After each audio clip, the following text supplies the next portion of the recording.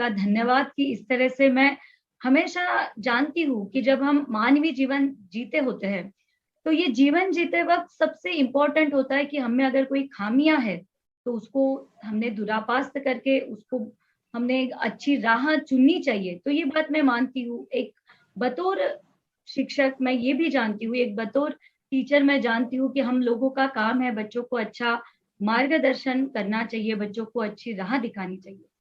ये सारा कार्य करते हुए जब आप सब लोग मेरे साथ में हो, ये ऐसा इंटेलेक्चुअल क्लास है हमारा, जो सिविल सर्विस में या प्रशासन में जो बच्चे जाना चाहते हैं, वो हमें मार्गदर्शक समझते हैं, वो अपना आइडल, आइकॉन समझते हैं। अगर ये सब करते हुए कितनी मेहनत हम लोग लेते हैं, ये आप सब लोगों को पता है, ये छोटी बात नहीं है जब हम कोई लेक्चर डिलीवर करते हैं।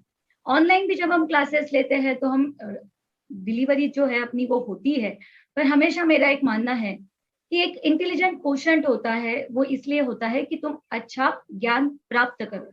वो इंटेलिजेंट क्वोशंट के बाद सबसे इम्पोर्टेंट होता है कि एक इमोशनल क्वोशंट होता है कि तुम भावना के स्तर पे इन चीज़ों को कैसा देखते हो। और तीसरी चीज़ होती है एक सोशल क्वोशंट होता है।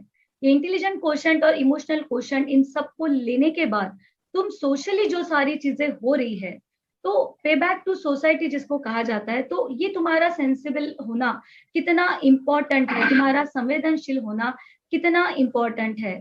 जब इंसान व्यक्तिमत्व विकास या फिर खुद का पर्सनैलिटी डेवलपमेंट, ये तो ज़िंदगी भर की चीज़ होती है।